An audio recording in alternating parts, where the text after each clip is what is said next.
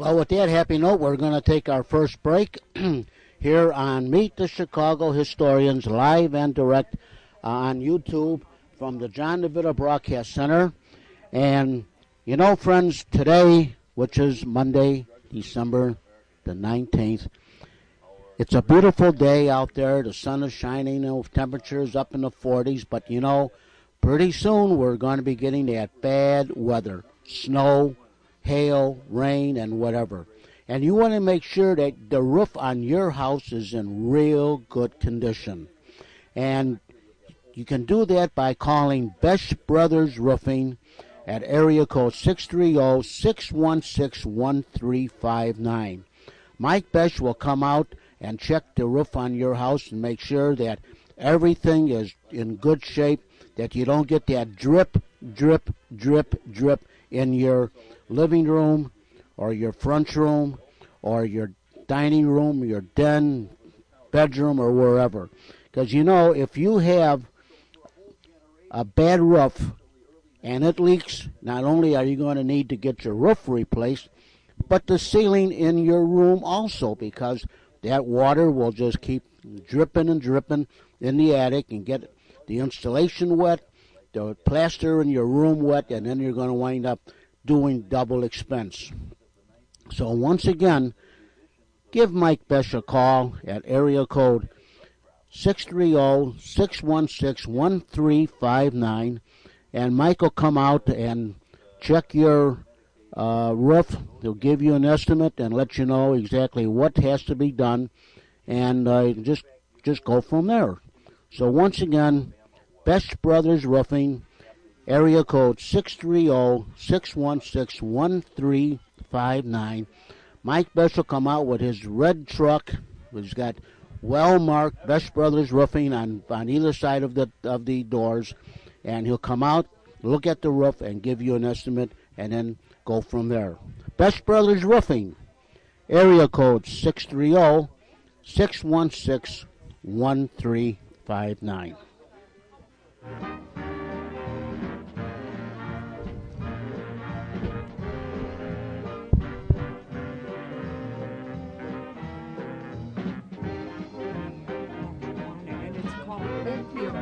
Oh, yeah. Can you imagine? I mean, it's, you know, if you only knew the history of that work. We are back from the recess. Everybody off the swings and the slides and the teeter-totters. So, okay, we've had a good warm-up session, I believe, here. It's all free form, and we're all getting to know each other and warm up. And we wanted to do a program today similar to what we did last time, which we had a lot of success with, was on the tragedies and atrocities, and we wanted to limit. Brother Ken Little suggested we try to limit them to Chicago, which is hard. It's hard to do sometimes because everything does affect us, things like Pearl Harbor and 9/11. But we get going. We had, Our Lady of the Angels. We had the Speck murders. We had Gacy, Stockyard Fire. Iroquois Theater fire, the Eastland disaster. We just, limiting to Chicago. These different plane crashes that we've had at different times. Flight 191, which is still sort of unfortunately a record. We're mentioning the Iroquois Theater, 600 people. Mm-hmm. Pat verified that it's which is the most, I think. That's the Oriental. Well, it was. It's the same building, but the Oriental's on the east side of the building, and the Iroquois was on the west side. In fact, next was the second building off the corner, and that's that old, was it the Delaware building, which is still there. That was there then, too. Pat said it was, 600 dead. It's the record, unfortunately, for most people killed in a building fire, in our country's history. So let's throw out, being that this is just the anniversary of Our Lady of the Angels is just passed. Am I right? Passed. Yeah, December 1st. Yeah, 1958. Yeah, right. Everyone can pretty well remember where they were when this happened. Am I right? Yep. I was in 7th grade. Got a crush on the one girl. And Listen, let's never mind with ancient history. I was in the fire department. Okay, I'm just telling you. I was in the fire department also. 9 short years later, I was on the police department. So. Yeah. But anyway, I can remember when that happened, and I can too. I understand we have someone with some personal experience. Is that correct, Janet? Yes, Jack. It was a day not as similar today, but it was, just everybody had their thing to do. And in my case, I had a grocery store, and the neighborhood people would come in, and the kids, and so on. But at this particular time of the day, it was. I was trying to think back. It was more of a 1 to 3 timing in the day, 3 p.m. And I had a little radio on, and what was distracting me was I was out of produce in certain areas, and I thought the produce fellow, very, very prompt man, was coming awfully late that day. And so that was enough of that, and I took care of my customers. And as it was, he came to my store hours later, and he was very distraught, and said, "Mike, what's the matter?" And he says, well, I had known now there was a school fire. I had heard it, and I took it as there was a school fire. I didn't see the strength of the story at the time. And to put it in perspective, what had happened is he was passing that area, which is, I'll just interpret it, Chicago and Laramie would be good guidelines to where the school is at. And as he passed, he saw the commotion, and he knew personally many people who went to that school or their parents, and he was one of the first trucks that was able to work his way into there by him saying, if I pull my truck up to the school, maybe some of them can jump on the roof. And that is what happened. And now I cannot tell you if he did save lives, but I don't know if there was tragedy right at that moment. I think that's on the website. That story's on the website. All right, well, too, at least he was one. If there were others, I'm not sure. But in the meantime, I also knew of a family that had a child at that school. And the fellow that worked with my husband, that would have been his brother's child. And yes, they lost their child. They lost their little girl. And so that was 2 incidents of the same day. But the awful part that I witnessed myself is we had a mailman who was a fairly shy type of man, and he would give you the mail and not say too much and that. And he was only on our route about a year and a half, where years ago you knew your mailman. I mean, sure. Yeah. If the address wasn't right, he'd bring you your things. Well, anyway, one of the very popular pops or drinks was kale at the time. And he would every now and then stop in and have a kale. And I had the radio on. I'm backing up a little bit. And he said, where did they say that fire was? And I said, Our Lady of Angels. And he said, when did it happen? He was starting to talk more. And in the meantime, he had opened up his KO, and he was leaning against my Pepsi machine, and I could see him sliding, such as a person ready to faint. And I said, Are you okay? And he said, My 2 children go to that school. Oh, brother. Mm-hmm. And that's all he said, and he was out of there. Well, I found out that he lost his 2 children. Oh, boy. And I never saw him again, and rumor was that it just did him in. He didn't die, but he fell apart. He fell Sure. apart. Yeah. Yeah. A breakdown. Yeah, breakdown. breakdown. Sure, nervous breakdown. 3 messages in one day. Yeah. And of course, because I had this close contact, I also was somebody who could go to the armory for the funerals, Yeah. which was devastating. Oh, yeah. Yeah. Devastating. Yeah.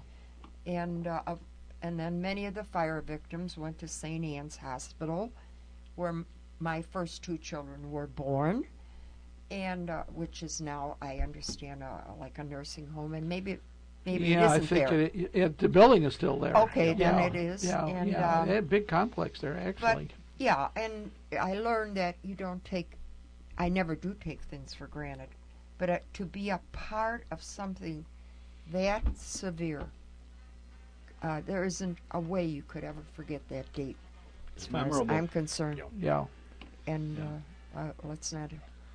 let's hope it never happens again. And you, Phil, with the fire and that, you know the new rules went into the schools. That was not just a Chicago tragedy. It was a tragedy that spread throughout the world. It did. Yeah, not the nation, the did. world. And laws were changed, fire rules were changed, and it was a tragedy. And it's a shame that any time we have changes like that, it has to occur because of a tragedy. Right, and I can refer back to my own grammar school days. I went to parochial school, St. Peter Canisius, and your nun, and we all had nuns, was your God. If they said stay here, you stayed there. You never ran out of a room, or because they did get a lot of rhetoric from the way they handle it. Well, what would anybody do?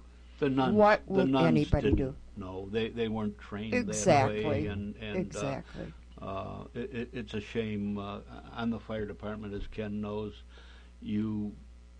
it's not that you brag, but you remember the big fires you were at and the disasters and being there on that. And boy, I wish I'd have been there. That was the only one that I'm glad that I was over in France. I was in the Army at that time. And we also forget about the word firemen, that they are also the next human being walking right into the tragedy that is taking... There was a fireman there that lost his daughter, and I knew him very well. Tony Pilas. Yeah. And there's some good friends of mine now that I've met. The one gal is a sergeant in the police department. They were in the fire at second grade. You see? And I got very close to these people. I was asked to through the Knights of Columbus, that I was the Grand Knight of the fire department. I was asked to move the monument from the school that was there. Just move it out of there, get it out of there, because the neighborhood had changed. When I got there and saw it, it was sprayed, it was peed on, it was written on, and that. And I said yes. Called one of our guys who's got a moving company, and they were there the next day, and we moved it. We moved it to Holy Family. I didn't know where else to put it. The cathedral said, "No, we got enough of that stuff down there." They didn't want it. But look at the Holy reverence Name, of yeah. it. Yeah. And Dan says, "I got enough of that stuff. I don't need any more. I'd have to go out on the street." Well, our fire department mass is at Holy Family, so I moved it there, and took a lot of heat for that. I'll never forget, from the archdiocese and from the priests that were there. How dare you move it there? Well, I tell you what, that was about 5 years ago or more, and it's still there. Yeah. And it better not be moved, because Holy Family also are BVMs, and there were the nuns that were BVMs that died in the fire. Yeah. And those people go there, and they there's always a candle lit. Somebody's always lit something there. The Pope, Sunday at Mass, this Pope Benedict has got a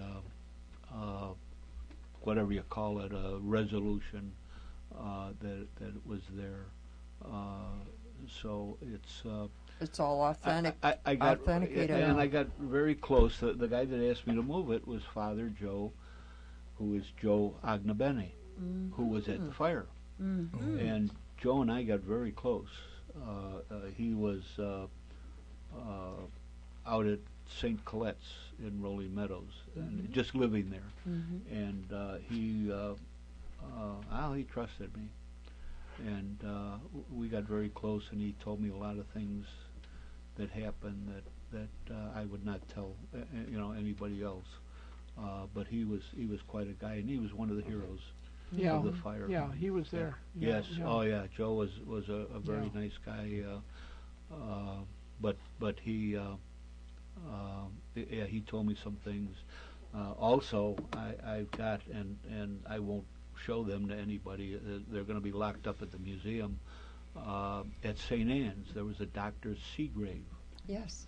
And Dr. Seagrave, I mean, we Yeah, know. yeah. When I was told about him, I thought somebody was pulling my leg. Yeah. Because Seagrave is the fire truck. Yeah, it's a fire manufacturer. Yeah. And this was his daughter.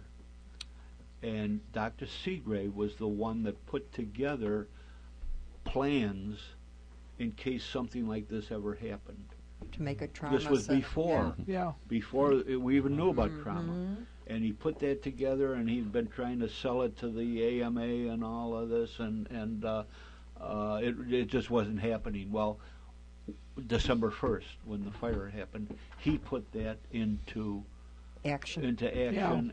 And he also took many pictures of the kids and the nuns that came into St. That Anne's. no one could see. And she has given them to me now, and they're pretty, you know, And vivid. you know, and I just won't, you know, there's too many survivors, and in fact, Beth's There mother are. is still living, you know, and I know these people. They are very, they're very affected yet by this. Sure. You have that book, To Sleep with the Angels, which is a marvelous account of it. When the one author pulled his stunt and went to jail, this devastated those people. This naturally, just devastated naturally, them. they poured Yeah. their heart out Yeah. and Yeah. authentic, Yeah. and so To see what this guy Yeah. did, and Not that it took away from the book itself. But No, No. Did this. They- Took away no, from they- him they- personally. Yeah. potential. Yeah. a lot sure of did. side stories, and which of course, but you know, there's when you get on and I'll promote it. It's olafire.com, and there's the webmaster that put this together, Eric, and I met him. He does this all on his own. He lives in Colorado. He has nothing to do with Chicago, and he does all of this, and he's now got a section, a blog on it, or a whatever you call it, Website or something. on the website. Yeah. One of the sections is called Heroes. He's just putting that together. Yeah. And Father John McNallis, I introduced him to him, and they're putting together the names and the pictures and a little bio of everybody that was there: the firemen, the policemen, the doctors, the nurses, the whatever Yeah, else, the fire fire alarm alarm operators, operators, yeah. the insurance patrol guys, Anybody who everybody. represents. Yeah. Everybody was there, and we're weeding them out. And you know, we want to really do it factually. And Eric does this whole thing on his own. I mean, marvelous. Yeah. that fire just touches people. The other day there was somebody from Germany on there. You have to identify. This is not a So it's you know, around an the world. anonymous Yeah. thing. Yeah. You have to identify yourself. And possibly for me to say, you know, conclude this, what we are talking about, I think if we've all sent somebody to school in our life or our children, we really, because it is school we're talking about, kind of think of it as a safe haven. Oh. don't you? And yeah. Oh, sure. Oh, yeah. The best place they should be. Naturally, we're thinking of education, but never do we A think safe of place. tragedy. Right. Oh, no. Yeah. No. You know, and if it's- something it's- happens, the nun's going to, you know, course. Right. call I mean, the police, worst fire, thing or we whatever. might hear is a recess, one Yeah. punch the other or something, Yeah. but never Yeah. that. So, Funny you should mention. I know I've said this before at other shows, but our two girls both graduated Notre Dame. Jennifer and then Michelle and Jennifer. When Jennifer did in '99, I went to see. We had Holy Cross nuns, which is Notre Dame, you know, CSC. So I went to see the one lady who was my 7th grade teacher and also the principal at that time. And she told me, Sister James Francis, Mary Ellen O'Brien was her real name. Now I find out. Wow. Fine name, isn't it? Yeah. It's a fine name. Yeah. Anyway, she passed on since then, shortly thereafter, as a matter of fact. But she said, prior to that, there was no telephone in the school. none in the office. If you wanted to use the phone, you had to go over to the rectory of the convent, walk across the street. Yeah. There was no fire alarm of any kind. There were no No. pipes. Well, after this happened, Everything. Bingo. telephone, Yeah. sprinkler system, Right. alarm, Fire alarm, right. outside. Matter of fact, the following year, we had one separate building where there were two classrooms, one being used. And when the first time, and it must have been like November or October, when the heat came on, get that smoke from, Yeah. let's kind of panicked the nun. We got outside, and that fire truck was there in no time. Yeah. 62nd in Paulina. Yeah. I'm telling you, that went in no time at all. Yeah, that might be dust. You know what else? At the time, I was living around Belmont in California, and was St. Francis Xavier School, and our kids were going there, and they had a high picket fence around the school, And I said to the pastor, I said, Stay out of how are you going to get a ladder up there? Mm-hmm. Man, he took that thing down. He's got a little fence. It's about 2 feet off the ground. Kids know don't step over it and walk on the grass. But if they had to throw up ladders, they could. That was one of the problems at the Our Lady of Angels. That iron gate between the two buildings, because the school was sort of U-shaped. Well, there was a rumor, and I think it truly was a rumor, that one of the worst parts of this, that the fire department had too short, but it's not so. That was not true. Not so, but there was you're always going to get controversy, and the authentic person who was right there on the scene, and he knows, We are still trying to, I should say Father John is still trying to get the county report. Oh, from the coroner? The coroner. Yeah. We cannot. They get will that. not, huh? No. You want, there was so much controversy after this thing. Yes. Not only with the city, well, the same and the with county, who did it. but the same with well, who did it. we know who did it, Yeah. and he's gone. Yeah. But with the diocese, they didn't want to admit anything. No. They just didn't want to Covered admit up. it. Yeah. You know what else? Just a sideline. Father McNellis, by the way, who was an assistant at one time at St. Peter Canisius, after he came out of military service, but probably after you were gone. He's compiling a list of extra alarm fires, going all the way back. And I'm looking through it. He doesn't have the Our Lady of Angels. I said, how come you don't have the Our Lady of Angels? He said, there's no record of it in the fire alarm office. I said, what? What are you talking about? Really? I was working that day, although I worked midnight 8. The record had been taken, evidently, was subpoenaed by the...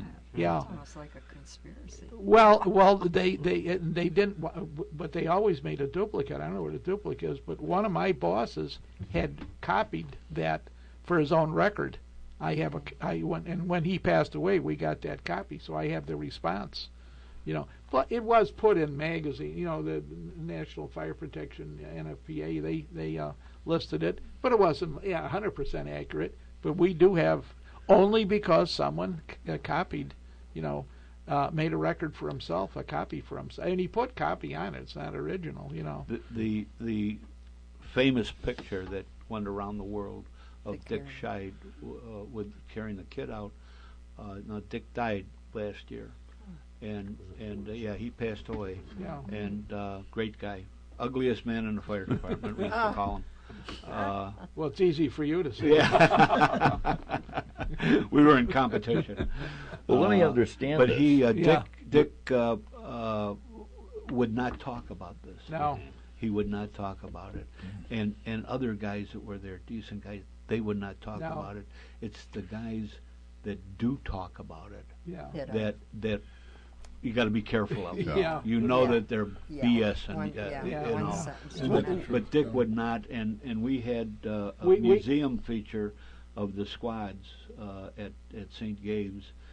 We put on a program, and the guy sitting next to me was Jack Gallipo, who was there, and Jack brought a copy of the International magazine that had this picture on the front cover. And Dick was sitting in the audience about 10 rows up or whatever, and he was watching Jack and me talking and that, and I don't know, somehow we picked that up, and he saw that it was that magazine with his picture on it, and he got up and he walked out. Walked and he out. left. Yeah, I remember. Yeah. You remember Oh, that? that's Yeah. good. Yeah. Did you say St. Gabriel's? Yeah. Yes. That's where. So your father went to school there. Yeah. Oh, that's where we Father started the McDallas was magazine. pastor there from '97 to '07. I wouldn't know about that. Yeah. Let me understand this. Yeah. You mean that you've got a more complete record on file of the Our Lady of the Angels alarm? I have a copy of the department has. original. But the department's copy is somehow not The available. department doesn't. The fire department is not involved in history. They're involved in what's happening today and tomorrow. You know, Uh-huh. who's going to come on duty. That's why we need a fire museum. Yeah. One other point, it's interesting. We were talking earlier about the extent of the injuries. A friend of mine was an 8th grader at St. Michael's at the time, and they were told by the nun in the classroom. Usually the nun or the priest will call in to go into the classroom and say, "Please pray for so and so. He's in the hospital. We want to pray for a quick recovery." Mm-hmm. The nun came in and said, and this is the only time I've ever heard of anything like this, she said, "Some of these kids are so badly injured and so badly burned, I think we should pray that they don't recover." Wow. That they were suffering so much. Yeah, yeah. Was that St. Michael's in Old Town where This I was went St. to school? Michael's in Old Town. This friend of mine was an 8th grader at the time, and no, she was nowhere near the fire. But of course, the nuns in every parochial school and probably every school in the city were telling the students about this and probably asking for in the public schools a moment of silence and in the Catholic schools, heavy duty prayer. And this was the first time and only time I've ever heard of that kind of a request being made. And years later, when I heard the story, it kind of stunned me. Yeah. You think about that and you wish it, but you don't. But you don't put it out. Yeah. I've seen burns. I was a reporter for an osteopathic magazine once, and I was at Fort Sam Houston when they were bringing people off the planes for treatment, and these were napalm burned people from Vietnam. Mm-hmm. I never want to see or think of that again. Yeah. It's a worst thing. Yeah. I'm not a fireman. I've been to fires as a reporter. I've seen a few people who didn't make it, but I never want to even think of what I saw that day they were coming off the planes at Fort Sam Houston. Yeah. Yeah, and I've seen some of, the fire department has its own photography section, and occasionally some of the photos, surface, etc. And it's, I don't have to, Bill, you've had more than your share. And the odor, from what they tell me, you never forget the odor. Mm-hmm. People just want to scream. And you run into these. No. Did you ever run into these ghouls that want to collect pictures like that or something? Oh yeah. Well, there are people. I go to estate sales usually on Friday, and you talk to some of the people selling. You get because they're it's the same people selling over and over again. They said, you know what? There are people who collect pornography. They collect dead pictures of dead. Dead bodies, I saw a collection one time where someone was taking pictures of bodies that were laid out in a funeral home, in the coffins. Now, who the hell would not only take the picture, would want to sell that or collect that, You think of the people who are dipping their handkerchiefs in John Dillinger's blood outside the diagrams. Yeah. Can you believe that? One more point I'd like to make before we go to break, which John's telling us we're due for. I presume that there was some kind of response trying to fix something, like they made a mistake with telling everyone to stay in their seats and to stay in orderly and don't be leaving.